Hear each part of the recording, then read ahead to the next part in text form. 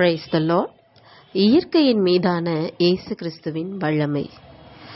ஆம், இயேசு கிறிஸ்து புயலை அடக்கினார், காற்றையும் கடலையும் கடிந்து கொண்டார், கடலின் மீது நடந்தார், திரளான மக்களுக்கு உணவளித்தார், தண்ணீரை திராட்சை ரசமாக மாற்றினார், வலை கிளியத்தக்க திரளான மீன்கள் பிடிக்க செய்தார், மீனின் வாயில் நாணயத்தை எடுக்கச் செய்தார், அத்தி மரத்தை சபிக்கும்போது அது உடனே பட்டு போனது.